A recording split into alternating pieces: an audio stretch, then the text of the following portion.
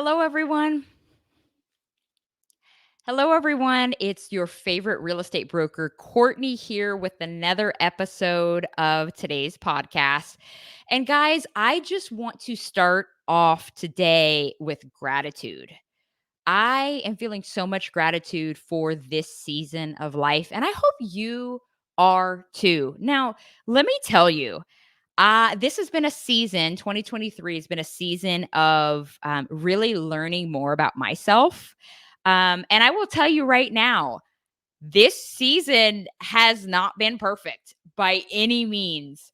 But just as I prepared for today's episode, I was just thinking, man, I'm just so thankful, like thankful for the ability to learn more about myself, thankful for my family, thankful for my colleagues, like thankful for you tuning in every week. So I just wanted to say thank you and really express gratitude because there's a lot to be grateful for, even with the stuff that's like not going right. So, story time on how I decided to come up with today's episode. I was actually having coffee with my brother and sister, Maddie and Nathan, and we were just talking about it's. Well, it's funny because they're teenagers, so they're 16 and 17, and we were just talking about what we're observing in life right now, and particularly how we relate to others. And then also how we really just are mindful of everything around us, the world, mindful of our thoughts. Kind of our conversation was all over the place. But one of the things that I had said, it was something about reading the room. So that's why I've titled today's episode Read the Room. And I will share with you a book that I'm reading right now. It's called Loving Like You Mean It. It's by Ronald J. Frederick, PhD. And the subtitle is Use the Power of Emotional Mindfulness to Transform Your Relationships. And so I'll talk more about the book because, like, literally, I just started it about a week or so ago. But I am just kind of thinking about my day to day as a real estate broker and just the importance of communication. But like beyond that, like how we're showing up to communicate and then what skills we need to communicate. And I'll share a couple of stories. Like it'll all make sense when I start sharing these stories. And so let's talk about what it means to read the room. Okay. And I'll conclude by talking about how this can help in everyday life, in work, in your career as an entrepreneur. If you're a real estate agent, I will have examples of how this will help us, and most importantly, in your relationships, personal, business, family, you name it. So, what is reading the room? Okay. It's really paying attention to subtle feedback that indicates how people are feeling. In particular, you're learning to read these three things: attentiveness, engagement, and sentiment. And how that links with this book that I'm reading, Loving Like You Mean It, is really for us to be able to read the room. We really need to be mindful of our own triggers, but then also of the cues where we can perceive or observe that somebody else is triggered. And then once we've done that, once we've recognized that, really choosing to respond and not to react. I alluded to this a little bit earlier this season, where we talk about high is the new power position. You can go back at that to listen to that episode. I'll link it in the show notes.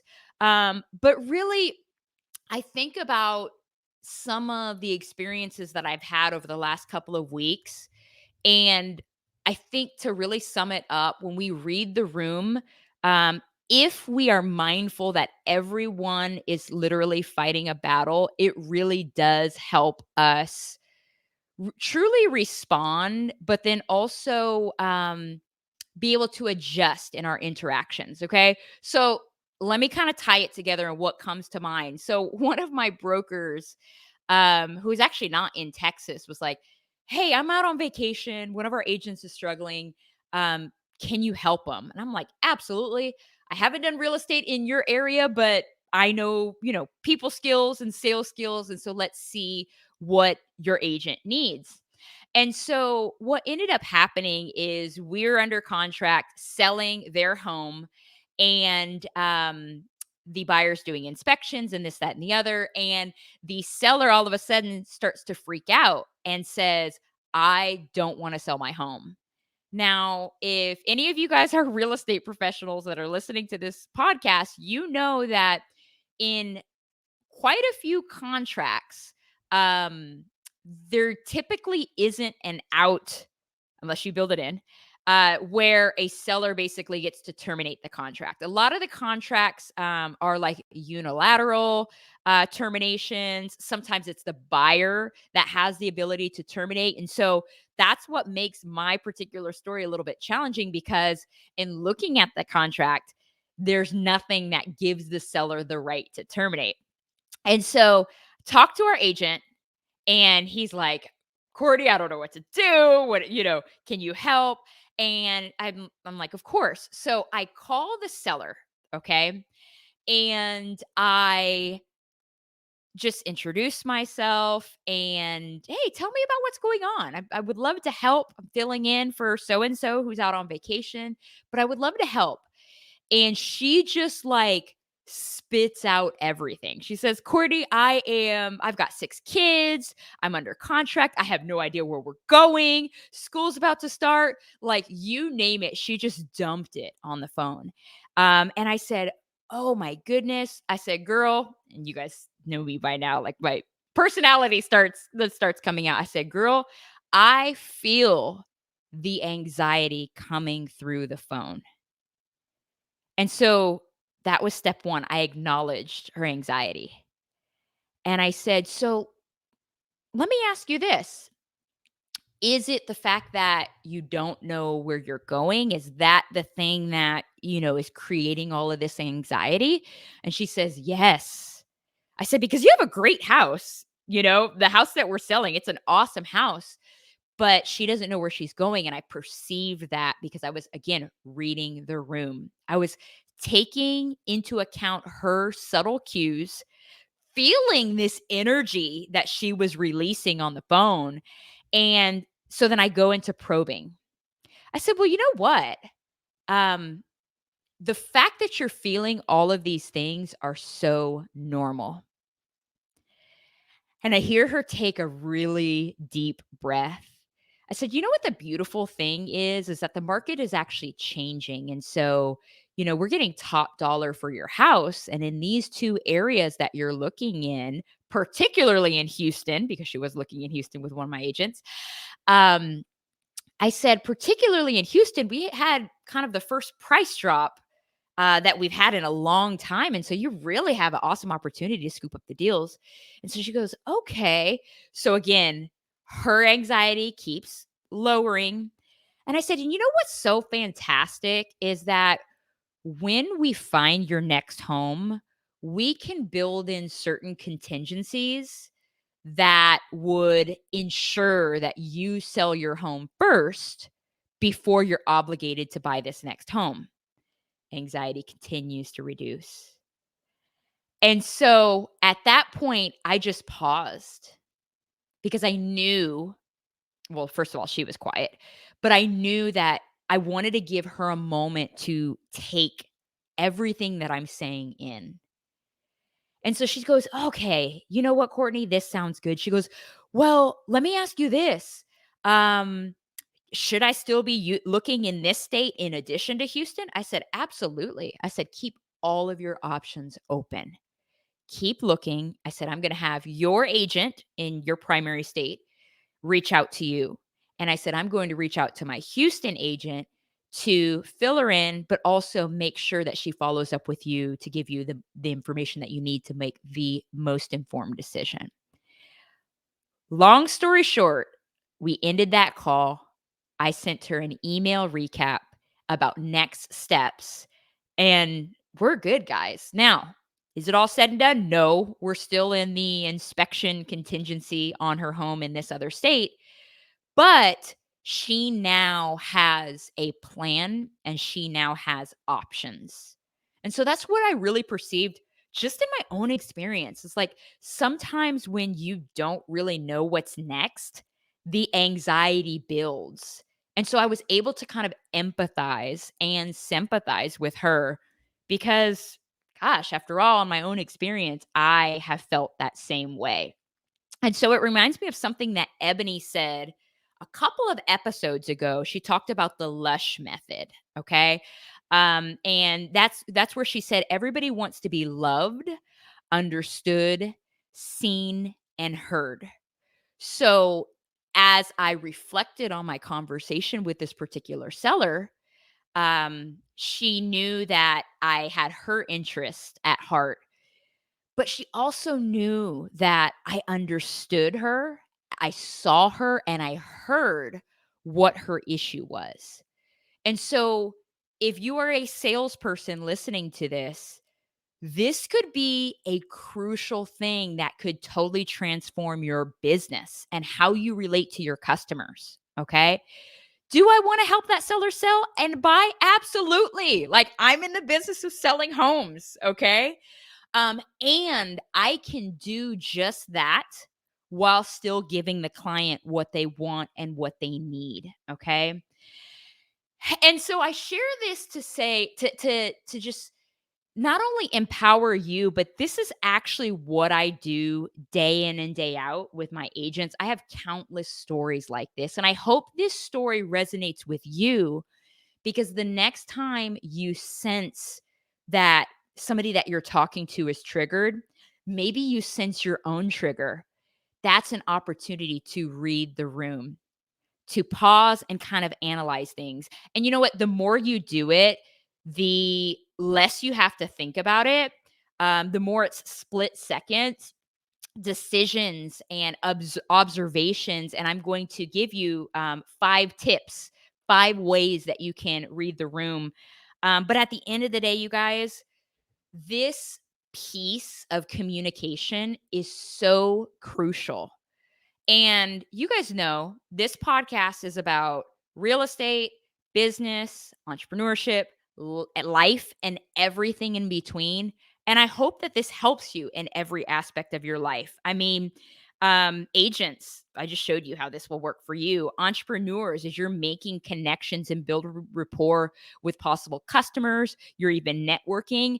These things that we do can really help you close more deals, earn more business, and enhance your communication. And then, last but not least, guys, this is stuff that we can use even in our personal lives with our significant others. If you're in these dating streets right now, like these are things that can help empower you to just be mindful, be aware, but also make the best decision for you, but also for the person on the other side. Okay. So let's talk about 5 ways to read the room. All right. So the first thing is, give me one second. I scrolled too far. Learn to read nonverbal cues. Okay. So that could be something as simple as somebody crossing their arms, somebody rolling their eyes, somebody that's smiling, somebody that's scratching their head. Like these could be micro expressions or gestures that could indicate how they are receiving information. Okay. Sometimes it may include things like grabbing a cell phone, scrolling, tapping a pencil. Like if you see any of these things happening, make sure that you're mindful of it. And you can call it out obviously in a positive way because you don't want to like badger somebody. You don't want to make somebody feel bad, but it is an indicator for you to pause, maybe check in with the person that you're talking to or the group that you're talking to, and pivot to just kind of recapture their attention. Okay. They may have checked out And so we have to be able to pivot in those instances. Okay. And I'm going to link a really good article about this in the show notes so you can kind of read a little bit further. The next thing, number two, is stay out of your head. Okay. Sometimes when we are speaking to others, rather than listening, we might be like paying attention to how we're going to respond, which may affect if our response is, positive, negative, or like even on track with where the conversation is going. But you really want to stay out of your head and suspend assumptions, right? Um, when we stay out of our head, it helps us to be more present and in the moment. And another way that can help us stay out of our head is really to engage in eye contact. Okay.